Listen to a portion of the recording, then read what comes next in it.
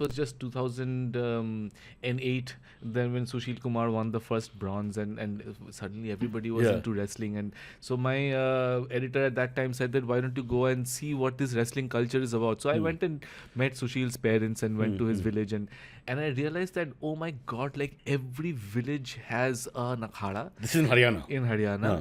Everybody is into wrestling. Every family I meet, at least one person is in wrestling. Well, this is a very big thing. I mean, and I don't know anything about it. Like being from a city, Yeah. I thought wrestling was something that happened only in WWE, Oh, right? Yeah, well, I'm a big supporter of WWE. Yeah, it's a choreographed art, yes, but it's not easy. No, People make the mistake I'm of thinking not, it is. I'm not yeah. saying I'm not supporting. I'm just saying that that's all I knew about wrestling. I knew nothing about the indigenous wrestling culture. And Or wrestling, because you're in Haryana, bhai. yes. So, E to nahi hoga usme. Yeah, nahi, No, wrestling. Wrestling. Nah. No, everybody's practicing. So Practice. they actually they don't say wrestling at all. What They will is just it? say Kushti. Kushti. Yeah. Huh.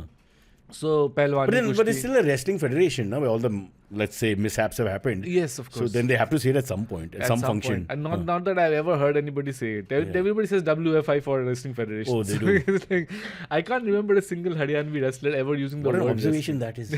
They won everything in sight, Yeah. best state in wrestling by a million miles, And- and nobody's mentioned the And word. it says something about the indigenous quality of this, because for them it is Kushti, and it's no different from Olympic freestyle wrestling, right? No, it's So- there in Indian culture for thousands of years. Exactly. It's So there in that's- Persian culture, Roman culture, Greek culture. Oh, absolutely. And that's what I I'm was not talking about men fascinated dating by. each other. That's a different wrestling.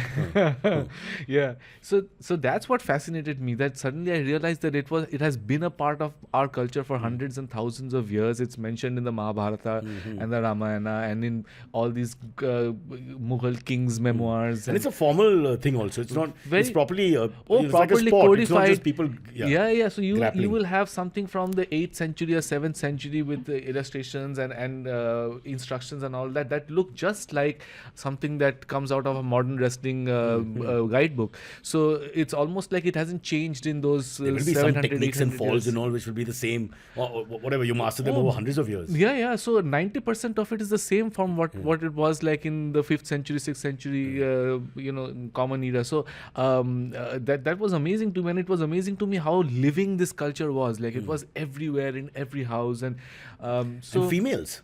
yeah. When you talk about chauvinistic India and all that, such a huge female wrestling culture. Exactly. And when I was writing my book is when it was just about starting to get established. So Yeah. I actually got to see The birth. the birth of that, and the kind of immense struggle that was happening. And, so you had these like a village I went to, which was the Phogat's village, the great Phogat sisters.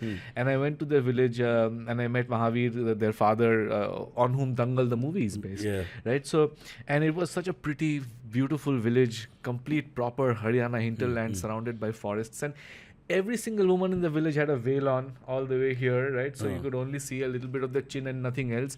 But then there were all the young kids who were into wrestling, and they were all in their singlets and they were running around, and this has never happened in the village before, that the girls were So it's running around conservative, and at the Yeah. same time, there are girls in singlets who are wrestling. Absolutely. So there was a big clash of two worlds, Yeah. but there was also a huge amount of support as well as huge amount of opposition. So I got to see both of those things, and so it was really quite. There was lovely. opposition? Oh, massive. This is the males, the sarpanches and all that? Or who's or so- the females, the elderly females? No, so opposition was from everyone, mostly actually from the males. Yeah. Okay, so most women I spoke to were very, whether they took their veil off or not, they were very supportive of the next generation doing something different. And you would often see like mothers and grandmothers like actually take their own daughters to akharas. But they are in the ghungat or whatever. They are in their ghungat, but they are taking their daughters and their Who is now granddaughters. another yeah. world altogether. Absolutely. That's damn good, yeah. And I remember one grandmother I spoke to, and she said that, look, I have always liked wrestling, but my thing was when I was growing up, I couldn't even watch Dangal. Okay, I was not allowed to see wrestling, so I would see it from very far away, or I would like be up on a tree and watching, and I couldn't be in that ring of men watching the wrestling.